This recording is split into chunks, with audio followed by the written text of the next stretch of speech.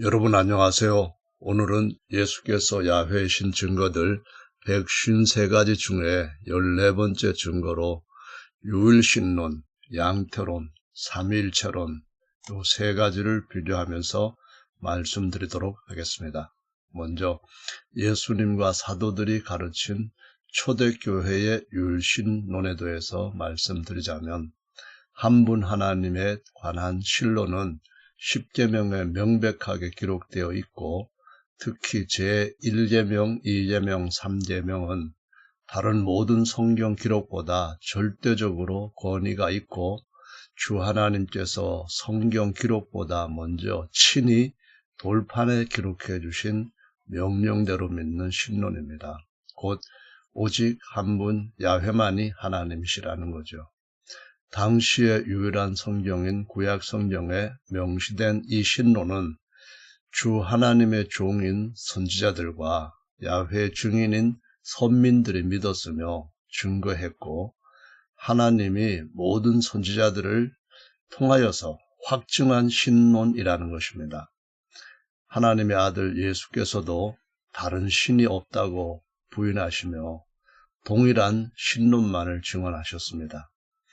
그 유일하신 참 하나님께서 친히 낳으신 아들은 완전한 사람이시며 주 하나님과 완전한 사람이 하나로 연합되신 분이 예수님이시라고 믿는 신론입니다.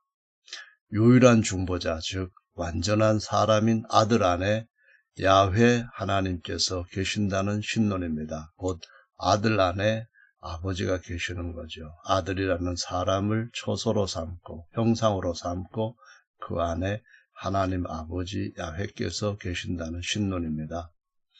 구약의 성령은 영이신 야훼 자신이시고 신약의 성령은 하나님과 사람 또 아버지와 아들 또는 야훼와 메시아로 하나로 연합된 예수님의 영이라는 것입니다. 하나님과 사람한테도 각각 하나님의 영, 사람의 영이 있죠. 아버지의 영, 아들의 영이 있습니다. 야훼는 영이시고 메시아 영도 있죠. 이렇게 해서 둘이 하나로 연합된 신인이신 예수님의 영이 신약의 성령이라는 믿음입니다. 아들 사람의 영이신 그리스도의 영과 하나님 아버지의 영이 하나로 연합되신 영이 바로 신약의 성령이다라는 신론이 초대교회 유일신론이라는 것입니다. 다음은 3세기와 20세기에 등장한 양태론이라는 유일신에 대해서 설명을 드리자면 한 분의 하나님께서 아버지와 아들과 성령의 역할을 하신다는 신론입니다.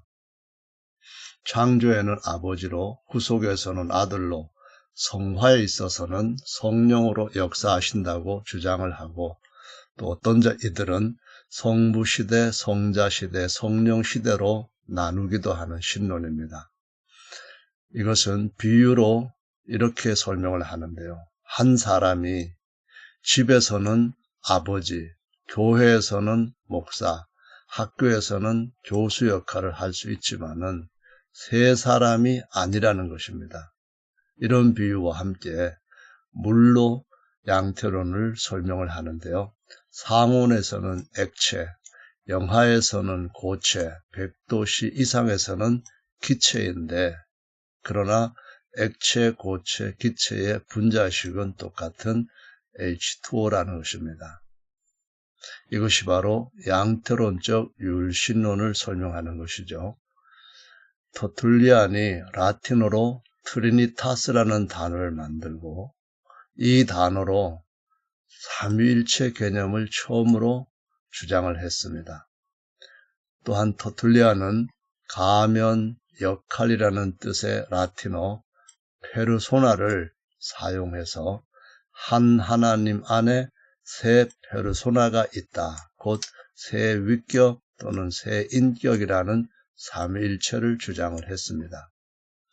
프락세아스는 한 분 하나님의 세 가지 페르소나라고 세 가지 역할이라는 의미로 주장을 했습니다. 터툴리안과 프락세아스의 논쟁에서 양테론은 터툴리안으로부터 성부가 십자가에 못 박혀 죽었다는 말이구나 해서 성부 순환설이라는 비난을 받게 되었습니다. 또 양테론은 중국의 가면극 변검과 아주 닮았습니다. 여러 개의 가면을 가지고 순식간에 가면을 바꾸는 연극인데요. 여기서 변검이라고 했을 때에 이 검은 뺨을 의미하는 겁니다. 얼굴이 갑자기 변하는 것. 그래서 한 분 하나님이 아버지 역할, 아들 역할, 성령 역할 그렇게 빨리빨리 마치 변검처럼 바뀐다라고 이 변검과 양테론이 닮았다라는 얘기들을 하고 있습니다. 다음은 이 양테론과 논쟁을 했던 또 다른 신론, 역시 그들도 율신을 믿는다고 하는데 삼위로 되어 있는 율신을 믿는다고 주장을 합니다. 이것은 바벨론에 뿌리를 두었고 4세기에 정립된 신론입니다. 터툴리안은 삼일체론을 정립하지 못하고 죽었습니다. 220년경에 죽고 그 다음에 한 100년쯤 흐른 후에 삼일체론에 대해서 계속해서 논쟁들이 어영 기독교 안에 생기기 시작을 했는데요. 325년에 그 어영 기독교 안에서 생긴 문제를 해결하기 위해서 니케아 회의를 열게 됩니다. 이 회의에는 당시에 제국 전역에 퍼져 있는 수십만 명 목회자들로부터 발람이라고 비난과 조롱을 받는 어용 목회자들, 변질된 자들이 250여 명이 황제의 소집령에 따라서 모였습니다. 이 325년 니케아 회의에서 성자도 성부와 동등한 하나님, 제2위 하나님이라는 신조를 만들어내게 됩니다. 그러나 이 신조를 작성을 할 때에 참석자의 다수가, 거의 절대 다수가 이 신론에 동의하지 않았습니다. 그러나 동조하지 않는 자는 추방한다는 황제의 명령과 협박에 굴복해 자신의 신앙과 상관없이 사인을 했습니다.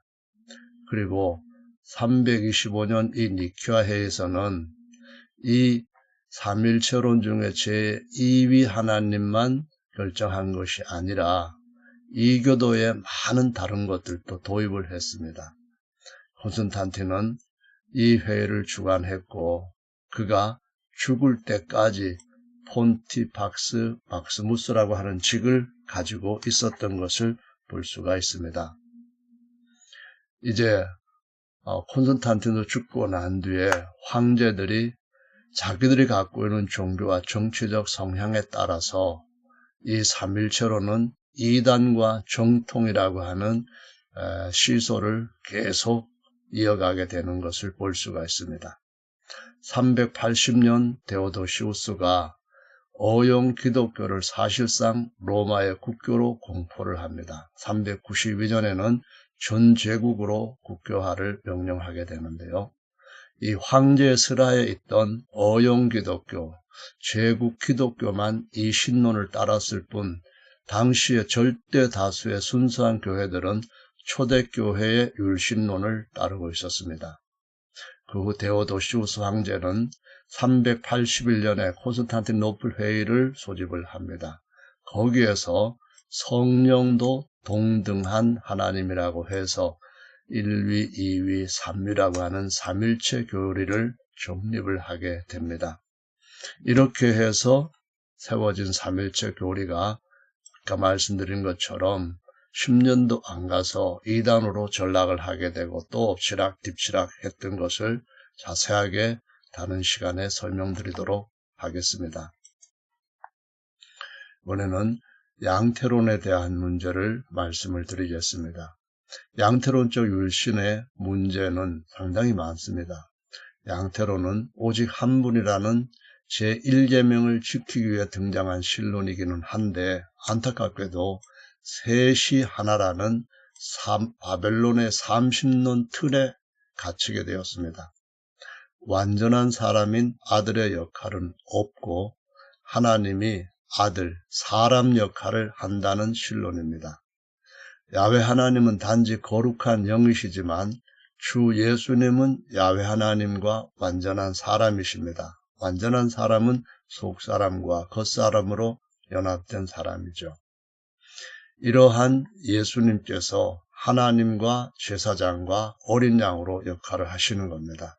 그런데 양태로는 이렇게 설명하지를 않고 있습니다. 예수님께서 신격과 인격으로서 아버지, 아들, 성령으로 세 가지 역할을 하시는 것을 구별하지 못해서 하나님, 곧 야훼가 세 가지 역할을 한다고 오해를 하고 가르치고 있습니다. 양태로는 아들 안에는 오직 하나님의 한 영만 계신다고 하는 단성론에 빠져들고 말았습니다. 하나님이 사람인 아들의 역할을 하셨다는 양태로는 사실상 하나님이 죽으실 수 없는 분이시기 때문에 그가 아들 역할을 하여 죽었다 할지라도 배우가 사실은 죽지 않았지만 연기나 한 것과 같다는 의미를 사람들한테 안기고 있습니다. 그래서 아버지가 사람으로서 아들 역할을 하는 것은 말도 안 되지만은 어쨌든 성부 순환설을 주장하는 자들이라는 비난을 터툴리안으로부터 지금까지 받고 있습니다. 바꿔야 됩니다. 왜 잘못된 가르침을 가지고 비난받으며 참된 진리 말씀도 전하는데 이런 것들로 인하여서 걸림돌을 스스로 만들고 가는 것입니까? 대제사장인 아들은 영원하다고 성경에 기록되어 있는데 양태로는 아들 역할이 끝난다는 참 성경과 너무나 불일치한 주장을 함으로써 이러한 신론으로는 삼일체론을 이기기가 쉽지 않고 힘겹고 오류라는 비난도 피할 수가 없게 되는 것입니다.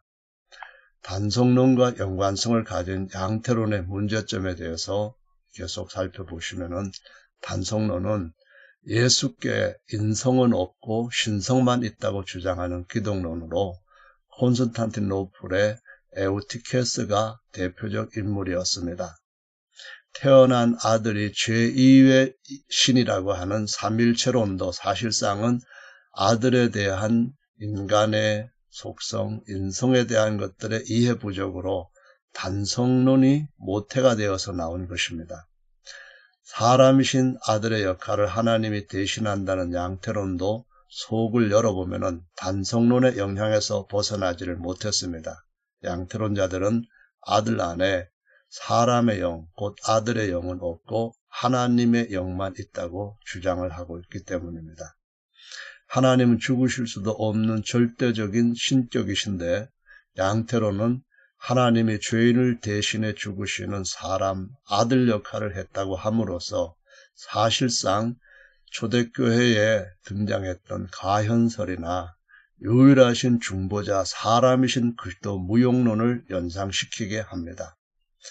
구속이 끝나면 아들도 사라진다는 양태로는 결국은 단성론에 이르게 합니다. 그러니까 아들 안에는 하나님의 신격만 있다고 주장하는 것으로 아들은 더 이상 존재하지 않는다는 의미가 됩니다.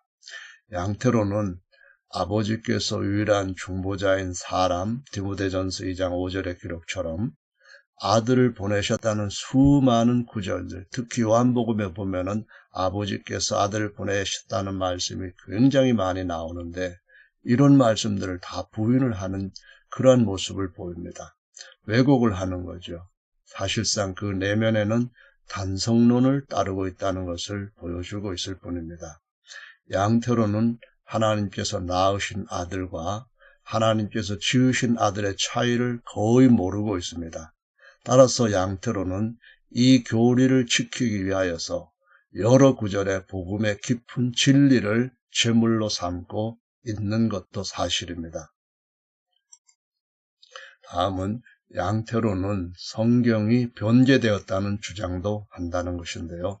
말라기 3장 1절과 마태복음 11장 10절에 관한 설명이 양태론의 민낯을 보여줍니다. 말라기 3장 1절에 만군의 야훼가 이르노라 내가 내 사자를 보내리니 그가 내 앞에서 길을 예비할 것이요 또 너희의 구하는 바 주가 호련히 그 전에 성전입니다. 임하리니 곧 너희의 사모하는 바 언약의 사자가 임할 것이라 라고 기록이 되어 있는데요. 마태복음 11장 10절은 기록된 바 보라 내가 내 사자를 내 앞에 보내노니 저가 내 길을 내 앞에서 예비하리라 하신 것이 이 사람에 대한 말씀이니라 라고 기록이 되어 있습니다. 말라기 3장 1절에 내 앞에서 여기 보면은 내 앞에서 있지 않습니까? 이것은 리프네라고 하는 히브리어를 번역한 것입니다. 마태복음은 본래 히브리어로 기록되었으나 후에 헬라어로 번역한 모든 사본들이 이 리프네를 다르게 이것을 인용해서 11장 10절에 기록을 했는데 전부 다 다르게 내 앞으로 변제했다고 주장을 하는 것입니다. 그래서 마태복음 11장 10절은 잘못됐다는 주장을 하는 거죠. 근데 여기에서 해석을 위한 핵심은 뭔가 하면은요. 여기 보면은 주가 호련히 전에 임할 것이고 언약의 사자가 임할 것이다 라고 하신 말씀입니다. 이때는 아직까지 예수께서 세상에 나타나시지 않은 때 또는 아버지께서 아들을 보내시지 않은 때입니다. 그럼 여기에서 주, 이 아도나이라고 그 아도나이라고 또 그 언약의 사자라고 기록되어 있는 이 주님과 아도나이가 누구신지를 양태로는 사실 모르기 때문에 이와 같이 네라고 하는 것이 번역된 성경 증거다라고 잘못된 주장을 하고 있는 것이죠. 이어서 말씀을 계속 설명을 드리겠습니다. 내 앞이라고 하는 기록도 율신에는 아무 문제가 없습니다. 리프네는 본래 뭐 앞에 그래서 before 뭐 뒤에 네헤루라고 하는 요 뒤에는 after, before, 앞에, 뒤에 그러한 의미로 사용되는 겁니다. 본래 여기에다가 내 앞에, 다시 말하면 나의 앞에나 너의 앞에, 내 앞에 이런 의미는 이것은 그냥 요 단어상만으로서는 구별하기가 쉽지 않습니다. 문맥을 보고 내 앞에로 쓰든가 아니면은 그냥 일반적으로 누구의 앞, 뭐의 앞에 이런 의미로서 사용이 되는 거죠. 선역에서는 이 리프네만 기록되어서도 내 앞에라고 번역된 것이 물론 많이 있습니다. 그런데 이 단어는 본래 얼굴을 뜻하는 파님이라고 하는 단어에서 파생되었기 때문에 얼굴 앞에 곧 면전에 또는 in the sight라는 의미로 사용이 되었습니다. 많이 사용되는 말입니다. 여기 보시면은 여기에 리프네 하 엘로힘이라고 하는 이런 문구가 있습니다. 이것이 바로 하나님 앞에 또는 다른 말로 하면은 하나님의 면전에 그런 의미입니다. 이때에는 앞뒤 전후 개념이 전혀 아니라고 하는 사실을 우리가 이해해야만 됩니다. 같은 그러한 의미로서 여기 또 리프네 야훼라고 하는 말이 있습니다. 이 말은 야훼 앞에 또는 야훼 면전에 라는 뜻인데요. 이러한 문구는 하나님은 무소부재하신 영이기 때문에 하나님의 앞에 하나님의 뒤에 이렇게 어떤 장소를 앞뒤로 구별할 수가 없다는 점을 이해를 못하거나 무시하는 것이죠. 너의 앞에 곧 내 앞에라고 구약성경의 히브리어 번역될 때는 레파네카입니다. 레파네카가 내 앞에란 뜻뿐만 아니라 하나님이여 당신 앞에서 당신의 면전에서 이런 의미로 사용할 때도 바로 레파네카라고 하는 단어를 쓰고 있습니다. 오늘날에는 go before me라고 할 때, 내 앞에 가라 할 때 이렇게 사용을 합니다. 랄르케트 레파나이 이 말은 여기에 완전히 나의 앞에라고 할 때 나의를 붙이기 위해 가지고 요 두 단어를 또 하나 써서 확실하게 의미를 구별시키고 있습니다. 말라기 3장 1절에 기록한 리프네는 역시 하나님 또는 야훼 앞에 야훼 면전에 그런 뜻으로 이해하는 것이 가장 정상적인 이해가 됩니다. 물론 앞뒤라고 해도 이것이 틀린 말은 아닙니다. 다만 이걸 가지고 율신을 바꾸어 놓은 변제한 성경이다 하는 그런 주장이 의미가 없다는 것을 말씀드리기 위해서 지금 이와 같은 글들을 여러분한테 지금 소개하고 있는 것이죠. 하나님은 전후 앞뒤가 없는 분이십니다. 심려하니 앞에서 가고 야훼 하나님께서 그 뒤를 따라오셨다 그런 의미가 아니라는 것을 여러분들도 쉽게 동의하실 겁니다. 이와 관련된 이사야 40장입니다. 40장 3절도 단지 광야에서 야훼 길을 예비하라 라고 기록이 되어 있습니다. 히브리어로 마태복음과 다른 복음서도 내 앞에라고 기록되어 있는 말씀들을 볼 수 있습니다. 너의 앞에라는 뜻이요. 여기에 보시면은 이것은 정통 유대인의 히브리어 성경입니다. 거기다 보면은 이렇게 전부 다 내 앞에라고 레파네카라는 히브리어를 사용하고 있습니다. 히브리어로 번역된 성경 마태복음 10장 10절도 11장 10절도 사실은 내 앞에라고 기록이 되어 있습니다. 똑같은 이 단어를 사용을 했다는 것입니다. 그래서 이런 성경들을 전부 다 왜곡된 성경, 변제한 성경이라고 모으는 것이 문제라는 것입니다. 다른 복음서에서도 동일한 내용을 내 앞에라고 기록을 하고 있습니다. 마가복음 1장 2절에 보시면은 선지자 이사야의 글에라고 말씀하는데요. 사실상 이 말씀은 이사야 40장의 말씀과 말라기 3장의 1절 말씀을 같이 합쳐서 설명한 것입니다. 그래서 여기에 내 앞에 사자를 보내노니 저가 내 길을 예비하리라 그렇게 했는데요. 원문에는 내 앞에 이 말이 얼굴 앞에 그 말입니다. 얼굴 앞에 그 말은 면전에 이런 뜻이죠.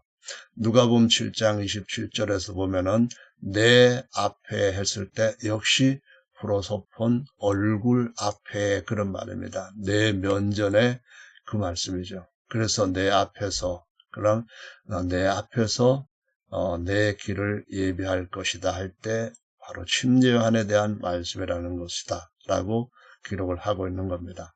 요한복음에도 선지자 이사야의 글을 같은 내용을 설명할 때 또는 같은 내용을 진술할 때 사용하고 있습니다.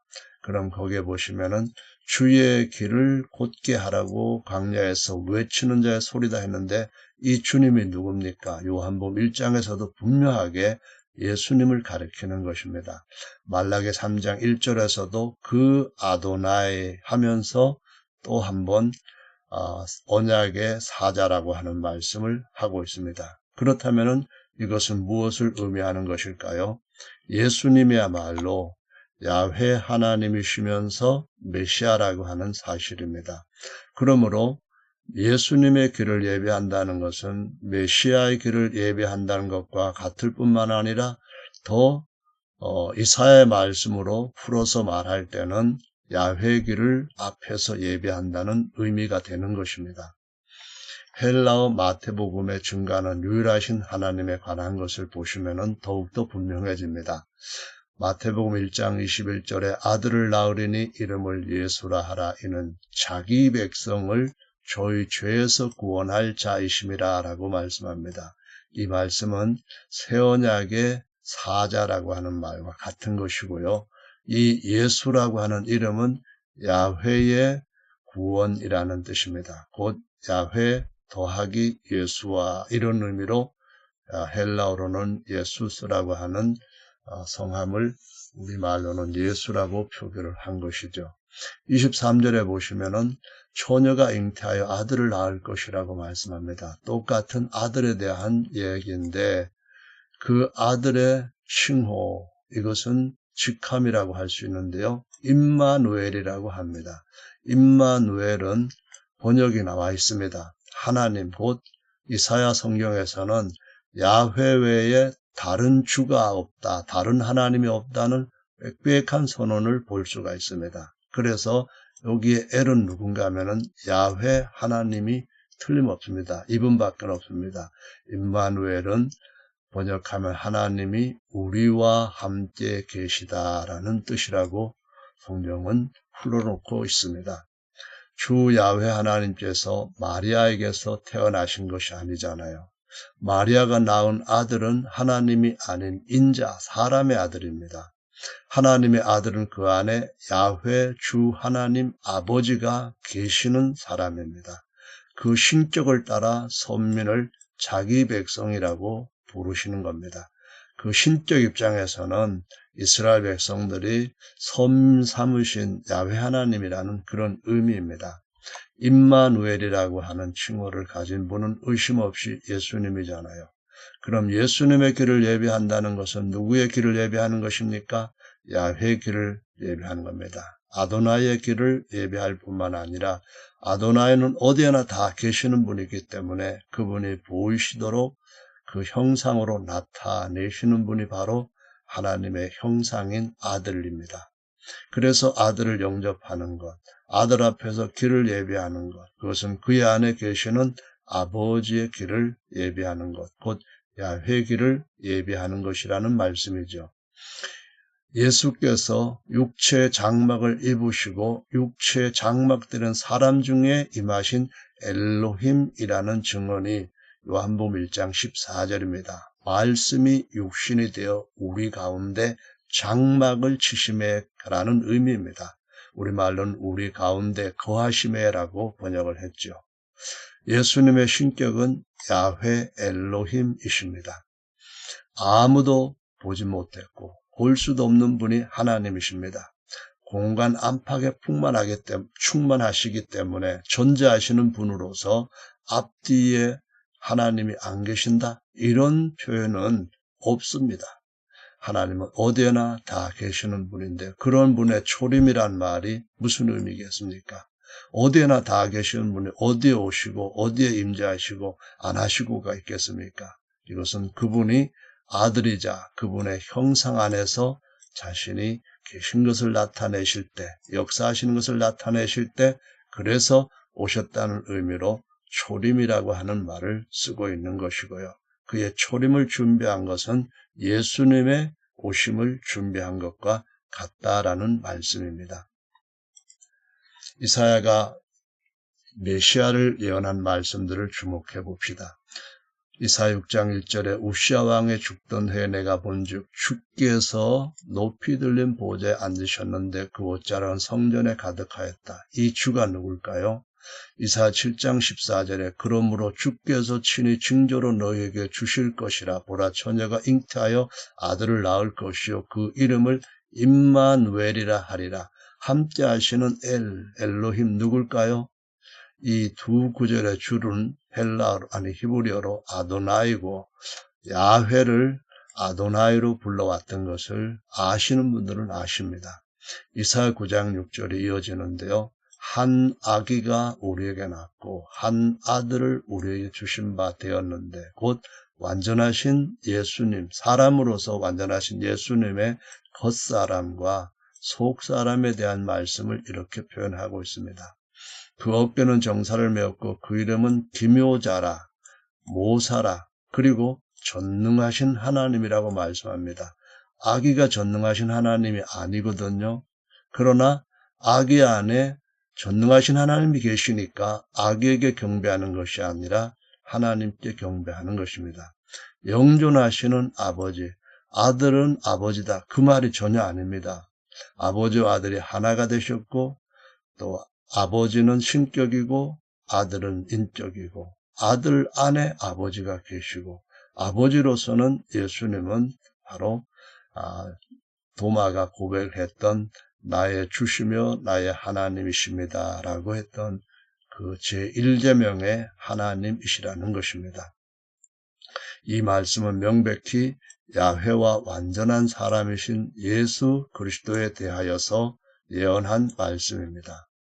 야훼는 하나님과 사람이 아니시지만 예수님은 아버지와 아들, 하나님과 사람이라고 하는 이 중요한 진리를 깨닫는 것이 무엇보다도 중요하다라고 말씀을 드리고 있는 것입니다. 예수님이 주 야훼이시며 아들은 그분의 형상이라고 하는 말씀을 계속 이어서 살펴보겠습니다. 누가복음 1장 15절에 이는 저가 주 앞에 큰 자가 되며 말라기 3장 1절에 주님과 그리고 새 언약의 사자 예수님에 대한 얘기입니다. 주 곧 저희 하나님 예수님의 신격에 대해서 하시는 말씀입니다. 예수님의 신격은 지으신 공간 안 어디에나 밖 어디에나 언제나 항상 계시는 분입니다. 그래서 그분이 오고 가고 안 오고 가셔서 여기는 안 계시고 그런 의미가 전혀 없습니다. 저가 또 엘리야의 심령과 능력으로 주 앞에 가서 누굽니까? 야훼입니다. 예수님 안에 계시는 그 하나님이 주 야훼 하나님이십니다. 그래서 주를 위하여 주의 앞에서 주의 백성 주 앞에 가서 모두가 다 이 말씀은 예수님에 대해서 하시는 말씀입니다. 예수님은 하나님이시고 예수님은 그 하나님을 보여주시는 임재를 보여주시는 그분의 형상입니다. 따라서 주 앞에 주님 모두가 다 예수님께서 마태복음 11장 10절에서 말씀하신 것과 똑같이 그 아들을 영접하는 것은 아버지를 영접하는 것임을 보여주시고 있는 것입니다. 누가복음 1장 76절에서 주 앞에 주의 백성 누굽니까? 이것이 마태복음 1장 21절에서 저는 자기 백성을 저희 죄에서 구원할 자다 이렇게 말씀합니다. 예수님을 두고 하는 말씀이 명백하지 않습니까? 임마누엘 누굽니까? 바로 곧 저의 하나님이십니다. 예수께서 오신 것은 저의 하나님이 아들 안에서 오신 것이라고 증거를 하고 있습니다. 이사야 말라기의 예언대로 오신 주님을 영접한 자들 요한복음 1장에 나옵니다. 자기 땅에 자기 백성이 영접하지 않았습니다. 침례요한이 그 영접하라고 그들 마음속을 해결시키고 했는데 제사장 서기관들 바리새인들 영접 안 했습니다. 영접하는 자 곧 그 이름을 믿는 자들에게는 그 이름을 믿는다는 것이 무엇입니까? 바로 야훼라는 그분이 구원자가 되실 때 야훼수아, 예호수아는 바로 예수이시고 야훼가 구원이 되셨다 하는 것을 믿는 자들이라는 말입니다. 그러면은 영접을 하게 되고 하나님의 자녀가 되는 권세를 얻게 된다고 말씀하시고 있죠. 14절에서는 조금 전에 말씀드린 것처럼 말씀이 육신이 되어 우리 가운데 거하심에 이것이 바로 우리 가운데 장막을 치심에라는 본래 의미입니다. 우리가 그 영광을 보니 아버지의 독생자 영광이요 은혜와 진리가 충만하더라.